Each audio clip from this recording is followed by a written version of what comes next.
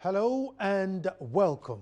Well, it's a happy new week for some of us, but others it's not so happy. Over the weekend, somewhere in the Aglon area, tidal waves swept through their houses again. Now, this issue recently we discussed it, but now we're going to look at the different dimension where we speak to the victims, the MPs, and all the stakeholders involved. What should they do? Pack up and leave, or do they fight the sea? Plain and simple, how do they continue to live when the sea is moving closer and closer and maybe too close to home? My name is Nanan Sakwa. This is PM Express, and when I come back, I'm speaking to stakeholders involved in what it is to do when the sea is coming home.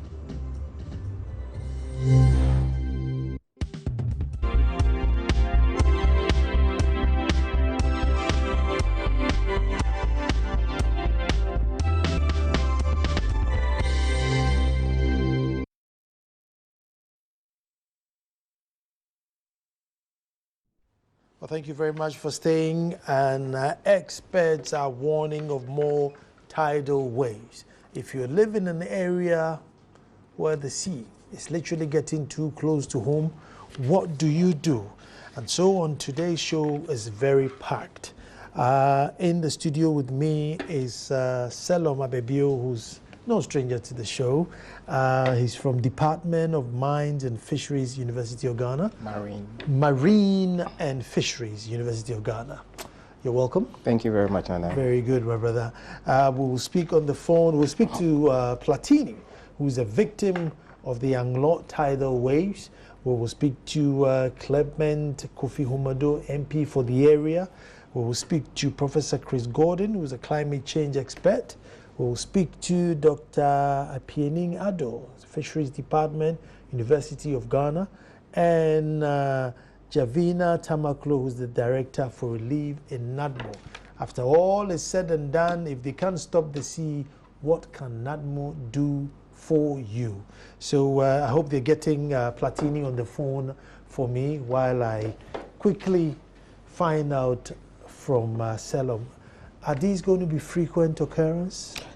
Yes, it looks like it's going to continue to flood the coastline. And it looks like it's going to get worse. This year is slightly peculiar. I was looking through my data, and I noticed that this year in particular, we have an unusual phenomenon called the supermoon, where the moon is slightly closer to the Earth. That means that our tides are going to be bigger. If you're having bigger tides and there are storms coming from the Southern Ocean that are bigger, we are likely to see this happening. So I think it might increase a little bit till the middle of the year before we start seeing some relief.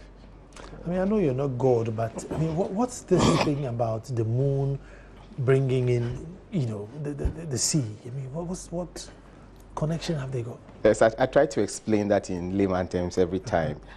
What we see as a tide is an interaction between the sun, the moon, and the earth. The moon literally pulls the water. It attracts the water. It's a theory proposed by Newton a couple of hundreds of years ago. It pulls the water from a theory of gravitation. So as the moon pulls the water up, because it's right above the earth, the water literally lifts up. But because water is fluid, it flows landwards. That is the best I can do to explain it. But the moon has a habit of pulling the water up as it goes around the earth. If it gets closer to the earth, then that force of attraction, or the force with which it pulls the water, is increased. It's all in Newton's law. And when that happens, you expect your tides to be higher. This year, the moon comes close to the earth. It happened, one close approach was in March. The other close approach will be in May, I think the 5th of May. And getting to that time, we expect to experience very high tides. If you have high tides by itself, it's not necessarily a problem. However, if you have a storm surge, wind blowing water from somewhere in the South Atlantic or the Middle Atlantic and moves all the way, it adds up onto this moon pulling the water.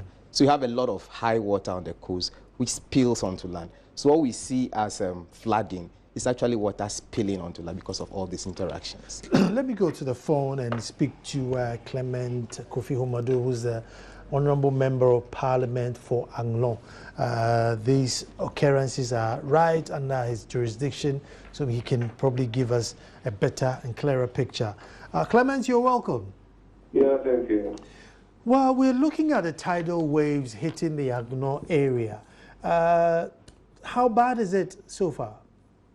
Yeah, it's very bad. It has breached the shoreline at several places. At least I can count 5 communities of which the shoreline has been breached, which means that the sea waves have gone over the shoreline, went into the houses of people, and then the excess water are appearing in the lagoon or the river. How are the people coping so far? So far, they've moved their belongings to higher ground, and they are coping by living with families and friends. Clement, there's nothing you can do, is there? I mean, this is a... Yeah, we've stretched our resources in the past, and presently there's very little we can do. But we have informed NAGMO. We have also informed government. I understand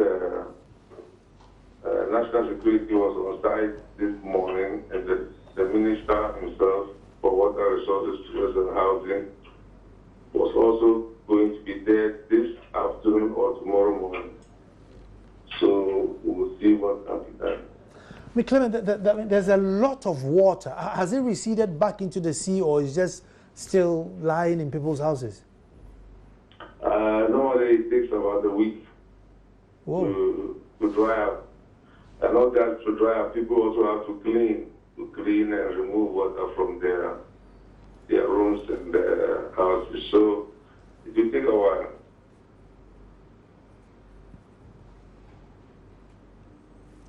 Hello? Yeah. The other thing is, so will the community, are you thinking of evacuating and just leaving that patch of land for whenever it gets flooded, or you're going to stay and fight with the sea?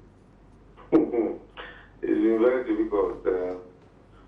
We reach a point where we have to relocate at least one community which is very near to the estuary. That place is very dangerous. The strip of land between the sea and the Volta River is just about 50 meters to 100 meters. So it's very dangerous to have people still living there, even though it's a very good fisheries ground. But life is more important. So they will have to relocate. The rest may not want to relocate now, because after 2 weeks, I'm sure they will come back to their homes again. Clement, another thing that would be huge is sentiment of land. Because, I mean, if you came and told me to relocate from my land, I mean, it's like you've been displaced. Where you are going, are you still going to be the chief there? Are you allowed to, so how are you going to deal with the sentiment and the attachment that people have with the land? Yeah, we have various institutions of state that deal with this kind of issues. The psychological issues, the land issues, and livelihood issues. So we are trying to engage not only government, but also the international NGOs that are in the country to see how best this can be done. But I think that we are getting late. The last time it happened, I made a statement on the floor of Parliament. I invited all of them. That very little was seen. This time around, I believe that there will be some action. The other thing is, what size are we looking at in this community? About 300, 200? The Fuveme community was originally about 600, and then because the community which was at the tip of the estuary, Popopo, was completely destroyed. Some of the families from them moved to join them. The rest went to Atani and South Town. So the population could be around 700 thereabouts. So that's a good number of people. Yeah. And is it a relocation you're looking at this year, or you've given yourself enough more time than? In fact, I cannot definitely tell you when this will start, because we are still consulting with government stakeholders and international stakeholders. But the people themselves have started moving to other relatives within Angola land and trying to sort it out somehow. But those whose livelihoods they don't want to, let go, will have to be relocated somewhere near to the original home, where it will be a higher ground. My last question before I let you go. I mean, have the people asked for sea defense? Because normally, anytime the sea is coming into our homes, the first thing we go and say, oh, we need a sea defense wall. Have they demanded or asked for that? Well, they've asked this all along. And government has been doing something about it. We have about a 2.5 kilometer stretch of sea defense near to that place at a point called Akro. And it costs a lot of money. But the people said that should be extended to other communities. I know government is redesigning on paper a new scheme for the area. As I said, it's a question of money. If government finds the money, I'm sure they will be on site. I said it was my last question, but you raised something, so I have two. Yeah, no problem. I'm ready for you. Sometimes when you put a sea defense wall in one area, it could push the water to the other. Could this be why this area is suffering too much, because the sea is trying to get to where it's been blocked and therefore it's coming to this area?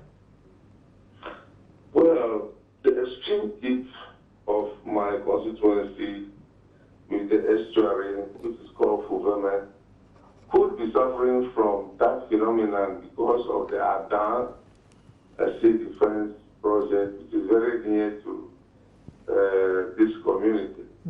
But the other ones, I think, is just a result of high tidal waves, as a result of the very warm situation created during the week. High tidal waves are caused by a low pressure created over the sea by heating, and then high pressure moves into it and carries the waves, over the land. So that one, I think, is just high tidal waves. And I hear that it's not only in my area. I hear it's all along the coast. Yeah. The western region have also had their fair share. Yes, but before I let you go, has NADMO been helpful, because they've already raised their hands up to say they are a bit cash-strapped? Have they been any helpful to you? Yeah, they have been helpful in the past. The last one that happened, NADMO sent a lot of relief items. And also the Ministry of Fisheries and Aquaculture Development, Madam Maite, also came on site together with the Minister for Gender, Children and Social Protection, and they also provided a lot of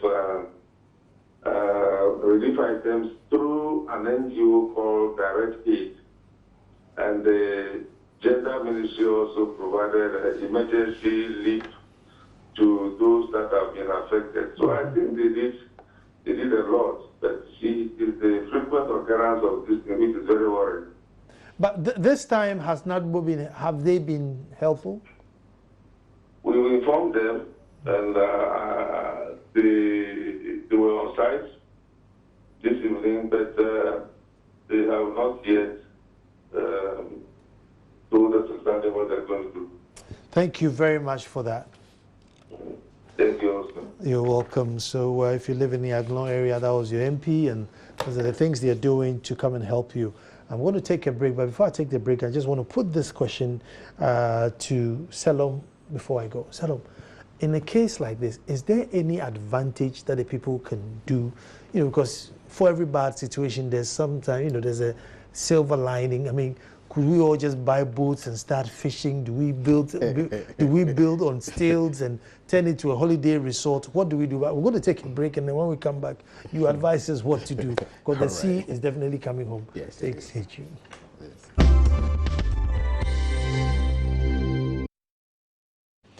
Well, you live by the coast. That's your land that your ancestors left you. Temperature is warming up.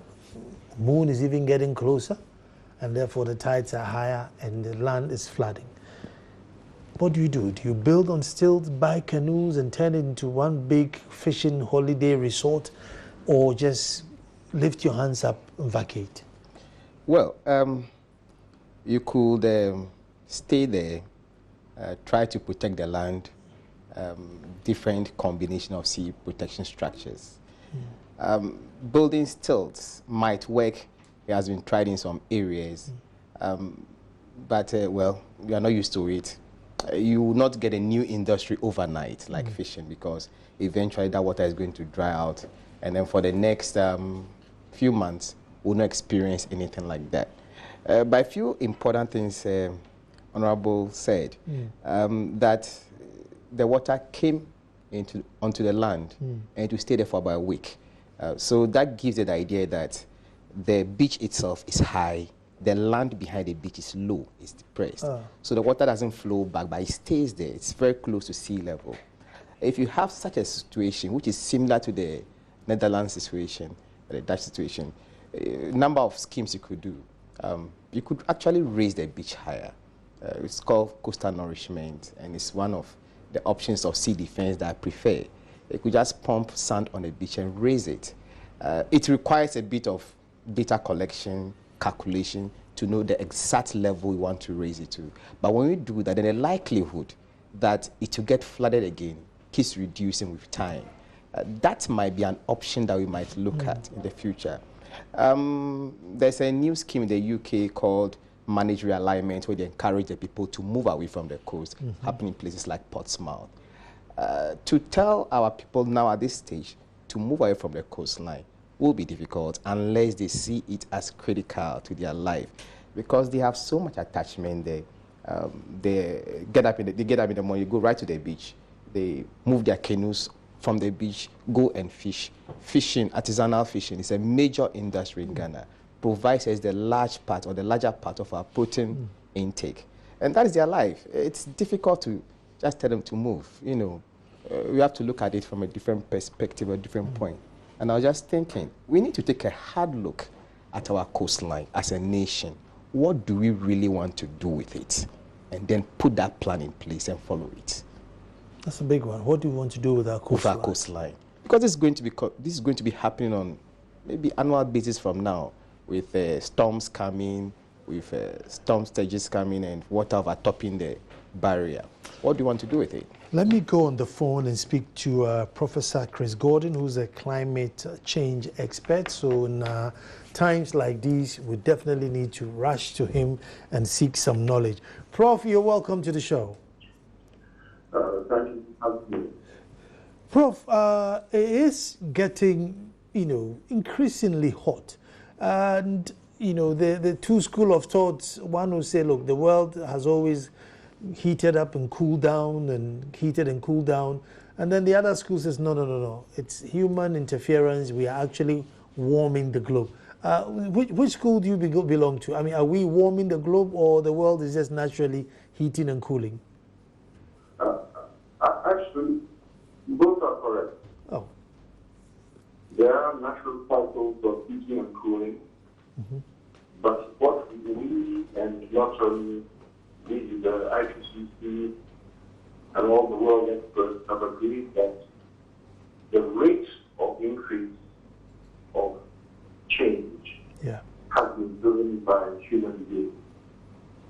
So yes, there are natural cycles, but what has happened in the past 100 years or so, since the start of the industrial era, is that we have forced the climate to move in a direction which is not the best for the sun. Prof, in the past week, I mean, between midday and 4 p.m., I mean, it does get blistering hot. What is bringing about this intense heat? The heat. Well, in fact, this is a perennial problem.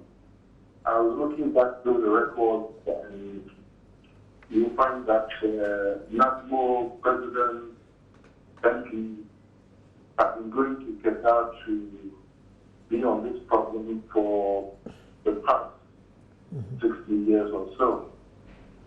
But I think what is more important at this time, following on from what your presenter, Dr. Video, said, is what do we do in the future? And one of the things that we are aware of is that this high tide is tied to the movement of the moon. Yeah. So we know from the tide records coming from Loni, Togo, as we have only one tide station in Caprari, the Tema one has been written down for many years and was never executed, is that we are expecting high tide of approximately 1.8 meters around the 5th and again around the 23rd of May. So what I think is important is for us to have an early warning mechanism so that people evacuate in time and move their belongings before they are destroyed or lives are lost. And all this information is readily available through the net service and through various bodies that monitor at tidal level. So that is the short-term solution. Prof, 1.6 meters seem, I mean, large, isn't it? It is. Yeah, well, the normal range is for Qatar between low tide and high tide is about, so actually I should say the maximum range is about 1.8 meters, which is about 6 feet for those people in the whole system. So we don't have very large tides. But as mentioned by, I think, the MP, when you have a high tide situation coupled with a strong wind, the water is pushed further on to the land. And because the land is also very flat, then you have all these disasters. But what surprises me is that where in some of the pictures we've been showing, you can see there are new buildings under construction. But the indigenous there, look at those areas, are flooded at least once or twice every year. So my question is, why do we allow people to invest money in construction in areas where we know, not only from the projections, but historically, they are going to be flooded by this heat? That is the question that I think we need to have answered. Since I've got you, and this heat wave that Ghana Meteorological Department have predicted that it's even going to cause a drop in our rainfall, following from a long spell of harmattan, and predicting a heat wave and a shortfall of rains. There's a catastrophe ahead. Well, catastrophes are only a result of poor planning. We've been monitoring this, and it's captured in the Climate Change Action Plan for 2015 2020. We are aware of it. The projections and the actual data from 1960 to 2000, the study done by EPA, shows that there's a regular, sustained increment in temperature along the coast and the whole country, and a fairly consistent drop in rainfall over the past 40 years. So the question is, what do we do about it? Do we wait until we are in extreme straits and we throw our hands in the air and complain? I think there are things we can do. And they have all been laid out by the various experts, the various ministries and so forth, and it's for us to implement them. Well, what would be the the way forward for a country facing something like this? I mean, what do we do? Start boosting irrigation? The Qatar issue. Well, you mentioned this issue of settlement and belonging in areas, but fundamentally there are just 5 ways to approach this problem. One is that you do nothing, and business as usual, which seems what we are doing to a certain extent. The other is that you have a managed realignment. That is, you have a planned movement and resettlement of the people. But you have to note that that area of Ghana is one of the most highly or densely populated areas that we have. The other is what we've been doing, which is holding the line through sea defense. But sea defense, as you yourself are pointing out, is very expensive. The MP alluded to the 2.5 kilometer stretch that was done between Akoko and Ijao. So, Anali, Akoko. That cost $34 million US. Whoa. I.e., 16.6 million per kilometer. So if you extended that along the entire coast up to Delhi, you can imagine how much it will cost. So there are other ways where you have replenishment of the sand on the beaches to try and push the sea back. And there's others, the final way I prefer, which is known as limited intervention, where we use the natural form, mangroves, use the ecosystem wisely in such a way that it helps protect the people and the populations there. None of these are easy decisions. All of these need the stakeholders, the people who pay for it, donors, government, the people who are affected, the community, the decision makers, to sit down and find out what is the best in the long term, not a short-term solution where NAPCO will bring blankets and looking sheets and compound the problem, I would say, by giving the people a false sense of security. Yeah. All the projections that we have show that these extreme events of high tide, storms are going to be more frequent. All the predictions indicate that the sea will rise. All indications indicate that temperature will go up. So in a scenario such as we painted, we should be looking at solutions which are 30, 40, 50 years down the line, not till the next time people are flooded, which could be and is likely to be next month at the next full moon high tide. Prof, thank you very much for that insight. You're welcome.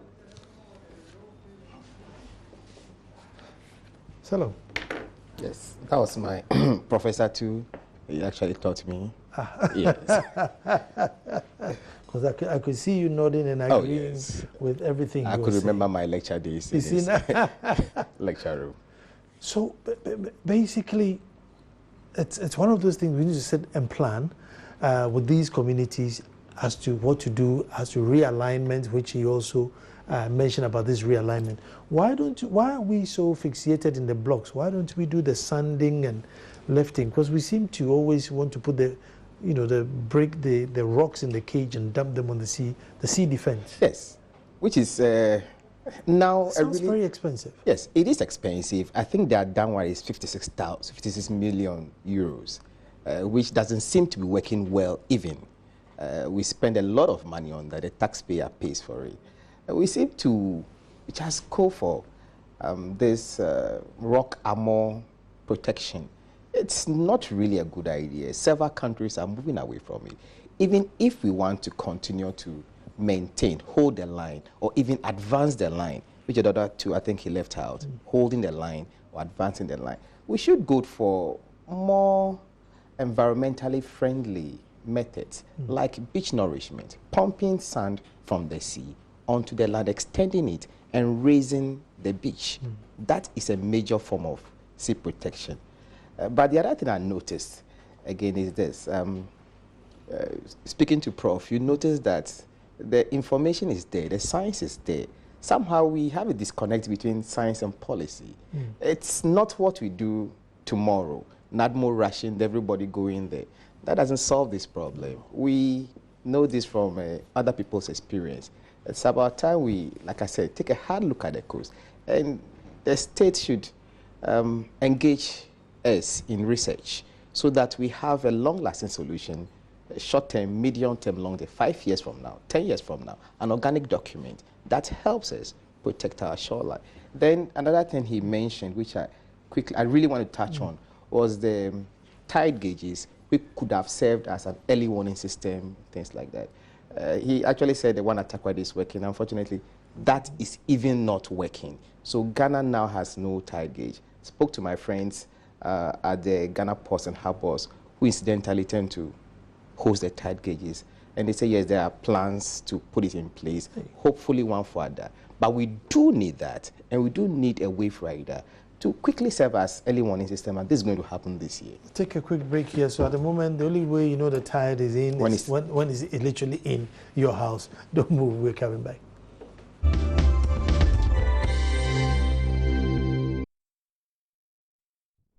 Well, thank you very much for staying. And experts are indeed warning of more tidal waves. Now, if you live close to the shores or any coast, must be very, very, very worrying for you.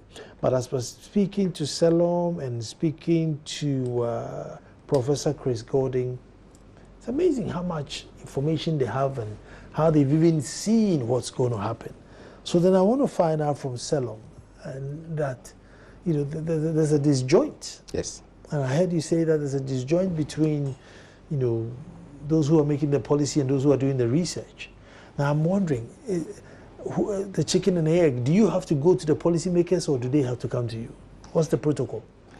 I think because of the nature of universities and research, they should engage us more. The state should seem to drive the direction of research, because if you put money down for climate change, you put money down for coastal research, flooding, and that alone creates the avenue for research to be done there. And then the report gets to you. Now, I do hear some reports gets to the relevant government agencies, but just left on the shelf to accumulate dust. But if they can more vigorously engage with us, basically making research facilities available, the manpower is there to communicate information more to them, that we know what they are really interested in, instead of me doing some high-fangled research and something that is going to be of benefit in the next 30 years. We want to solve today's problem. So I think the government should engage us a lot more in terms of making research facilities available. I mean, other than that, what do? You have to write a letter to some agency and say, look, I can help you out if you need my help? Or a proposal. That is what we really are used to, writing a proposal to agencies that we could solve this problem. But if you write a letter to an agency in Ghana, I'm not quite sure. Well, I've done it once or twice. I didn't get a response back. So I'm not going to talk about that now. But maybe now that people are listening and now that this is happening, maybe it's going to change. I'm hopeful. Well, let me speak to Dr. Piening Ado, who's head of Fisheries Department at the University of Ghana, and he'll probably help us with the protocol. Dr. Ado. Hello, Doctor. Hello. Yes. Hello. You're welcome to the show. Thank you. Doctor, I remember very recently we spoke to you about tidal waves in the Volta area, and today I've called you. It's the same scenario, only that this time your expert selves are saying that it's going to be quite frequent. And so we're looking at the way forward. We spoke to Professor Chris Gordon, who, seemed to understand, and Salom was in the studio, Salom Abebiu, and they've given me all these know-how about what is going on. So my question to you, which I just asked Salom, is, do you go to government and say, look, we have the solution, come and let's give you a hand, or should government come to you? Where's the disjoint? I think we both need to talk. We as scientists need to present what we can offer to government, and government, as a major stakeholder, also needs to engage the scientists to make that the way forward. In as much as we are concerned, the government is equally concerned. We want what to be the way forward for the country. So the government, I think, should make use of the capacity that is available and make sure that we look at the situation, because I believe we can offer something good that can solve the problem. Doc, let me ask you the same question again. When you live in a community and it's indisputable that the sea is coming, is there any advantage you can take, or you just have to check out? That is asking whether climate change has some positive issues. Yes, there are some advantages that you can take. Maybe you could develop new way of adapting to the situation, and that is developing new skills. So that's one major advantage. You maybe used your particular thing for a very long time, but the situation may compel you to begin to look at alternatives. So by looking at alternatives, you develop new skills, and that is one advantage we can look at. People develop coping mechanisms. The coping mechanism becomes something that is with you, so that could also be an advantage. But then you realize that the disadvantages tend to far outweigh the advantages. So we tend to dwell more on the disadvantages and see how best we can address those disadvantages. But advantages are also there. Yeah. Doc, thank you very much for that insight. It's a pleasure. Now, staying on the phone, I'm going straight to speak to Javina Tamaklo, who's the Director of Relief in NATMO. Javina, you're welcome. Yeah, thank you very much. How are we going to solve this problem in Aglon, knowing the situation? I can hardly hear you. Is it any better now? I'm raising my voice. Hello? Hello? Is it any better now? Yes. Very good. The case in Aglon, and we're just trying to find out how NATMO will help. How NATMO will do what? Would help the flood victims in Aglon. Yeah, in fact, we made a trip to the Cape Town municipality, to the western part municipality on the coastline, where communities like Fulverma, Anyamri, Jita, Oguti, and Strongway have been inundated by tidal waves. But before we even got there, we had also stopped over at Agbabanya, Boy, and Anyamam in the downwest district of the Greater Accra region, where they have also suffered a similar situation. We have done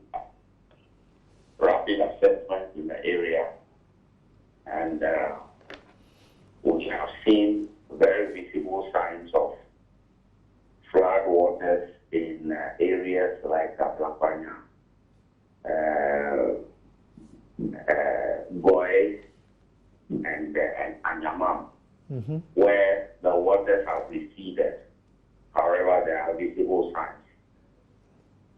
As a result of that, we think that we should provide them with water,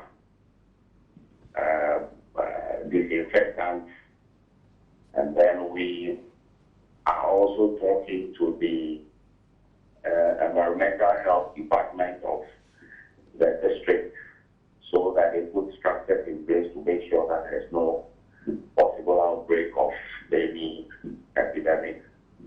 And even if there was any sign of an epidemic in the area, they should be able to contain it. We were able to land in the Atani area, but when we got to the Atani municipality, we couldn't find any place very close to the area in order to land. So we only did an aerial survey. We saw that the people were still half buried in water. People were trying to scoop water out of their houses as we were doing the aerial survey. We are looking at also providing those people with water, help them pump out the water from their homes, and then we will supply them with some bedding, soap and disinfectant, and possibly some food items. Mr. Tamaklo, this the experts are predicting that these are going to be frequent. These, this year, these are going to be frequent. And NADMO has already, told us that they are challenged with funds and resources. So, being that this is going to be a frequent occurrence, how are you going to cope in the future? Yeah, I remember that my boss mentioned that we are a bit challenged at the PSC. However, as he said at the same forum, we are trying to pre-position what we have. Okay. So, for example, Greater Accra, we are expecting that our regional office, where we have already pre-positioned, will take care of the victims in the Accra West district. However, for the Volta region, because we have not yet done the complete pre-positioning yet, we will use some of their stock, which is with us at the head office, to take care of those people. We haven't reached that level where we are completely stretched beyond our capacity yet. Okay, I mean, yours sounds more reassuring than your boss, because I remember your boss saying that if 3rd June occurs again, they may not be able to help. And this, is a similar 3rd June, even though there hasn't been any explosion. I can hear you. I said your message sounds more reassuring than your boss. Because my boss was painting the very real picture we have. However, for this particular situation, it is not a situation that is too overwhelming that we cannot take care of it. Okay.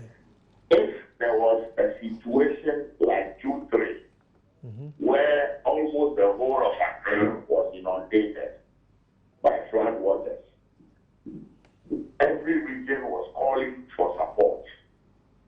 If we reached that level, we would have been stretched to the very limit. Okay.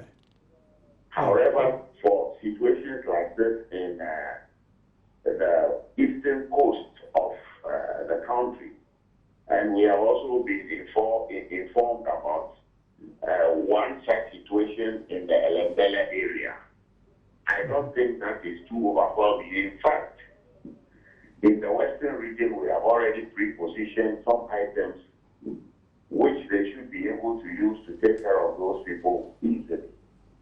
So we are not too overwhelmed at the moment. We should be able to take care of situations that come dotted around the ground. One last one before I let you go. Have you been able to reach all the victims, i.e., did they take some names so you have 50, 60, 100 victims? NADMO is one of the agencies that is spread all over the place. Even before we landed at the Atani West District, at Blackbanya, at Plamanya. Before we landed there, our staff had already done their assessment and even presented us with the list. Oh, okay. However, for the Nangoro area, we would have to wait for them to send the list to us since we were not able to land there. Okay. I am very certain that they have done all the work they have to do and were waiting for us to land so they will present us with the assessment report. We couldn't land. So I'm still expecting the information through the mail. Thank you so much for that insight too. That was Gavivina. Oh, Gavivina Exactly. Tamaklo, Yes. Director of Relief in NATMO. Thank you so much for that. I'm going to take a quick break and then I'll come back and Selam was going to continue the education. No move.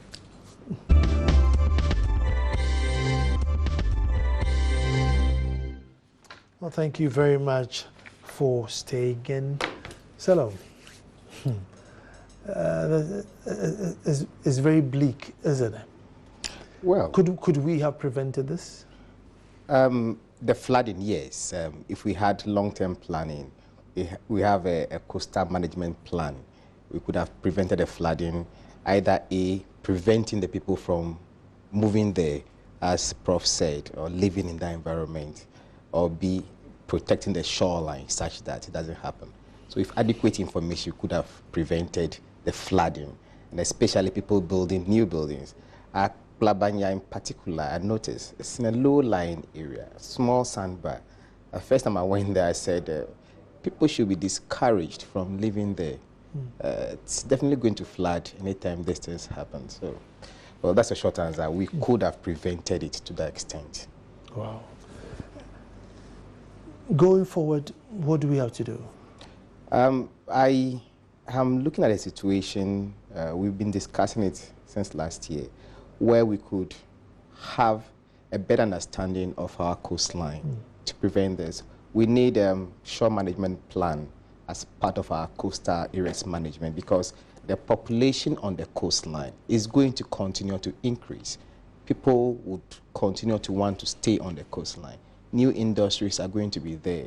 There are proposals to even build harbors in Keta and all those places. So we need to have a plan in place, an organic plan that is not a static one that we shelve, that helps us manage our coastline, see how it will be in the future and what we should do to it, which parts we need to protect, which parts we need to encourage people to move away, and which parts we even need to advance. You know, it's possible, build beautiful things like the Burj Khalifa type of, you know, building on some parts of the coastline, if it's possible. The question I ask, what do we want to do with our coast? Yes. I mean, so as in what? As we're going to use it for tourism or artisanal fishing, or I mean, is that sort of the answers you want to get, and then we see how we go forward from there? Yes. We have this beautiful coastline, nice sandy beach, blue sea. Which parts are for artisanal fisheries? Which parts are for tourism? Which parts are the habitat hotspots of endangered species? So we leave it. Which parts do we leave to erode? Because each and every year this happens, and we pump in more money into sea defense, and the taxpayer pays for it. And a lot of us are increasingly not too happy with the fact that we keep pushing money into sea defense, which is not well thought out in a lot of instances, resulting in their ultimate failure. There's several examples on our coastline. So we need to look at it practically. Even the scheme, the type of sea defense we want to put in, we should begin to impact on that. I don't know whether that is what the former minister, Kofi Umadu, said when he said there's a new scheme as to how to protect the coastline. I haven't heard of it, but I hope it's something that hopefully comes to us, the researchers, we can make an input, that putting rocks on the beach all the time is not the best solution. It just shifts the problem from one location to another location. Let's look at it holistically. And you lose the beach space. Yes, if you do that, you lose the beach space and it's no more beautiful. Once the middle class grows in Ghana, we're going to, want to go to the beach. Now we do it a lot. We go to the beach all the time. We don't want to have rocks on the beach, It's quite unsightly. Tell about why do these tidal waves, why would it flood one area and doesn't flood the other? I kind of guess we're going to ask me that question. It's a complicated piece of geology, geography, and oceanography. There are waves that hit parts of the coastline, reflect on each other, and add up and spill at particular locations because they are low-lying and so on and so forth. And it's not always at the same location. So these are dynamics that interact to cause flooding at specific locations. Some areas will be more prone to flooding than some other areas. Some parts of our coastline don't even erode at all, like the extreme western end towards Cote d'Ivoire. We haven't experienced erosion there in a long while. And, so that's the unique dynamics of the place. That's why you have erosion happening at particular places. And once an area, the shoreline is breached, yes, that's it. Forever, it's always going to be breached, or? Not necessarily. Sometimes it builds back. I've seen rapid shoreline build-up in some part of the Keta. There's this story about the Catholic Church. Yeah. The erosion was almost to the foundation of that church, and it just built up very rapidly, several meters in weeks. Of course, all sort of theories were given for that, but some sand moved from somewhere.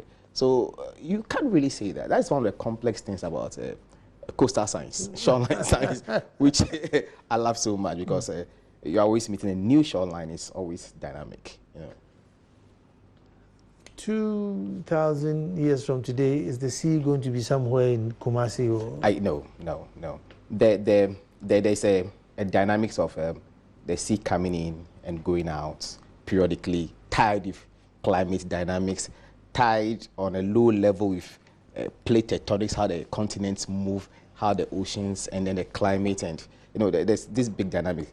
The coastline of Ghana, especially from Adan to Keta, got created or evolved about 15,000 years ago. The sea had come all the way to maybe the northern part of the Toji River, but then it created very quickly and then stabilized. It's been in stability for at least 3,000 years. It would bounce back a bit, move forward a bit, bounce back a bit. There is room for accommodation. We can leave that accommodation space for it to continue doing that dynamics. Or, as we are living on the coastline, then we have to create a new accommodation space for the sea to continue its dynamics.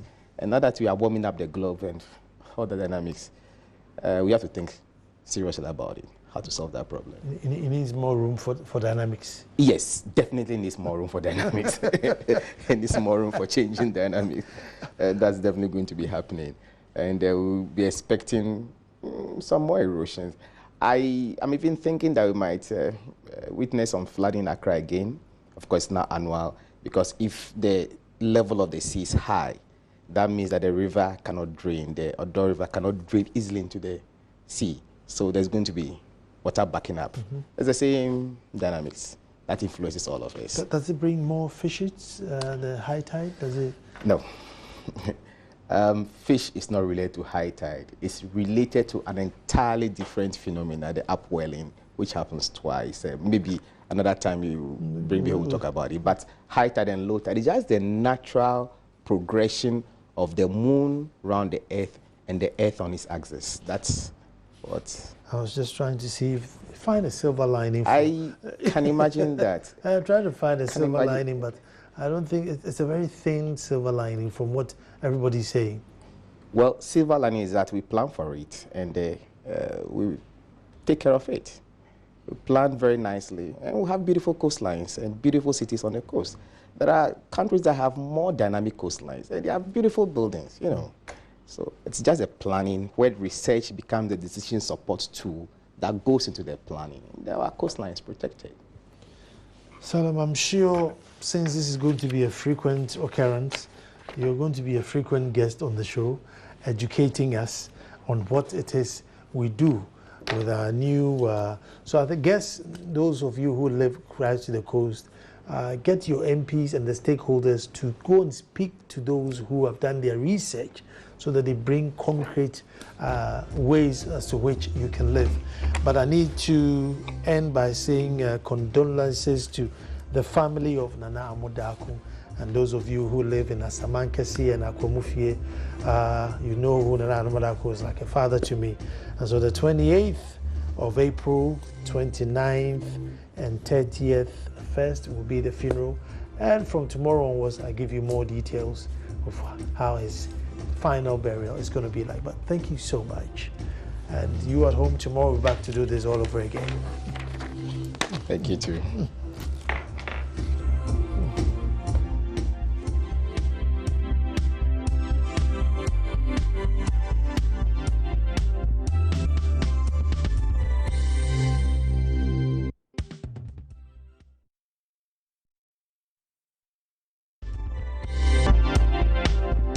PM Express was brought to you